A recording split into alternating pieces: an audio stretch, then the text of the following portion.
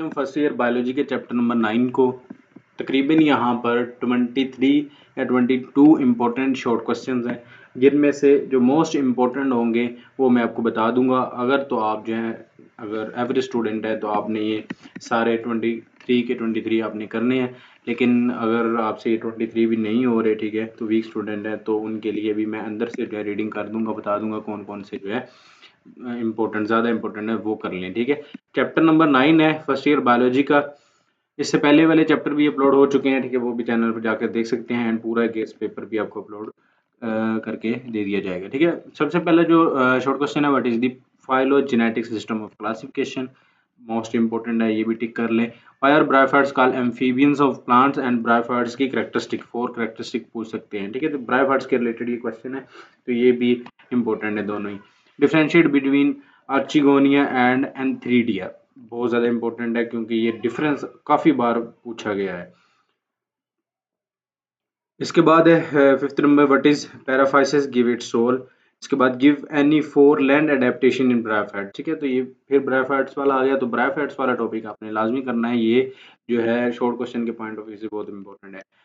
इसके बाद what is protonema, how does it develop, what is alternation of generation, give its importance, most repeated short question of this chapter. What is alternation of generation, differentiate between microphylls and megaphylls, ये भी काफी बार repeat हो चुका है। Differentiate between overtopping and planation, ठीक है। इसके बाद compare homospory with heterospory, differentiate between leaf venation and circinate venation, ठीक है।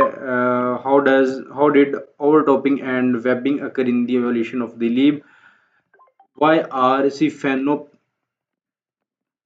स्फेनोप्सिड्स, सॉरी यहाँ पर प्रोनाउंसिएशन में मुझसे थोड़ी गलती होगी, sphenopsids called the arthrophytes and horsetails, ठीक है।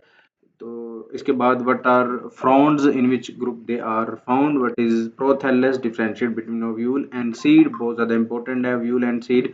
प्रोथैलस भी इंपॉर्टेंट है, what is mean by embryo sac, बहुत ज़्यादा इंपॉर्टेंट है। कंपेयर जिम्नोस्पर्म विद एंजियोस्पर्म, तो ये जो है इस चैप्टर का कह लेंगे बहुत ज़्यादा रिपीटेड शॉर्ट क्वेश्चन इंपॉर्टेंट है, ये आपने लाजमी करना है। What is double fertilization, differentiate between fertilization and double fertilization, ये भी बहुत ज़्यादा इंपॉर्टेंट, इसको स्किप नहीं करना आपने। मोनोकोट्स विद डाइकोट्स इंपॉर्टेंट है। What is the scientific name of shisham, rice, tomato and sweet pea, तो ये भी इंपॉर्टेंट है, ये एमसीक्यूज के पॉइंट ऑफ व्यू से भी इंपॉर्टेंट है, ठीक है। Write names of any 4 plant belonging to family solanaceae, 24 थी। और इसके बाद आगे लॉन्ग क्वेश्चंस, ठीक है। तो आपको मैंने बताया था कि ब्रायोफाइट्स वाला जो है वो काफ़ी इंपॉर्टेंट है टॉपिक, तो वो आपने करना है लॉन्ग क्वेश्चन के पॉइंट ऑफ व्यू से भी वो इंपॉर्टेंट है। Describe various land adaptation of bryophytes, what is alternation generation, ये लॉन्ग के पॉइंट ऑफ व्यू से भी एंड शॉर्ट के पॉइंट ऑफ व्यू से भी इंपॉर्टेंट है। Right and explain the evolution of seed habit, describe the evolution of leaf, write note on the life cycle of adiantum with the help of a diagram, important long question लाजमी आपने करना है।